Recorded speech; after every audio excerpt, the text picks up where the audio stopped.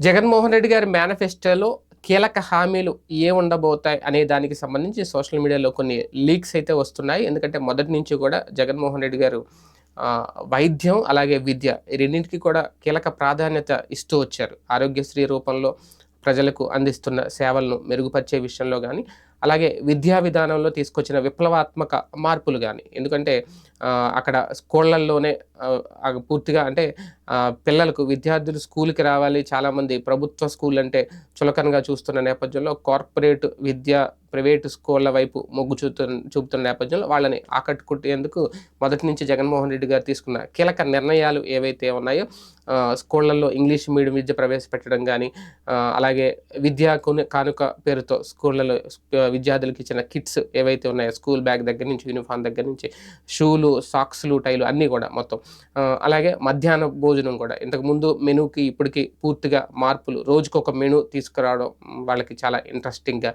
ఇంతకుముందంటే ఏదో నీళ్ల చారుతో భోజనాలు, పప్పు ఇవన్నీ అంటే పెద్దగా ఇంట్రెస్ట్ చూపించేవాళ్ళు.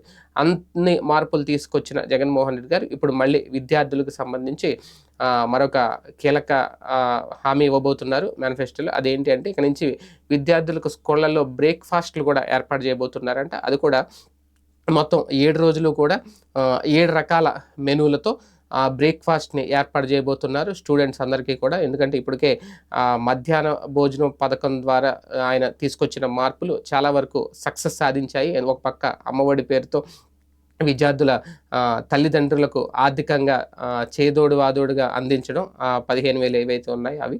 దానికి తోడు ఇప్పుడు బ్రేక్‌ఫాస్ట్ కూడా ఏర్పాటు చేయబోతున్నారు. ఉదయం పూట విద్యార్థులు స్టూడెంట్స్ స్కూల్‌కి రాగానే వాళ్ళకి ఒకరోజు ఇడ్లీ అని, ఒకరోజు దోస అని, చపాతీ అని ఇలాగ రకరకాల మెనూలతో బ్రేక్‌ఫాస్ట్‌ను ఏర్పాటు చేయాలి. దాంతోపాటు మధ్యాహ్న భోజన పథకం ఏదైతే ఉందో గోరుముద్ద పేరుతో జగనన్న గోరుముద్ద పేరుతో ఇస్తున్న పథకం ఏదైతే ఉందో దానిలో ఇంకా నాణ్యతా ప్రమాణాలను పెంచే దిశగా దానికి ప్రత్యేకంగా బడ్జెట్ కేటాయించడం. ఈ నిర్ణయాలైతే తీసుకోబోతున్నారట. ఇదొక కీలక హామీగా రేపు ఉగాది రోజున విడుదల చేయబోయే మేనిఫెస్టోలో జగన్మోహన్ రెడ్డి గారు ప్రకటించే అవకాశం కనిపిస్తోంది.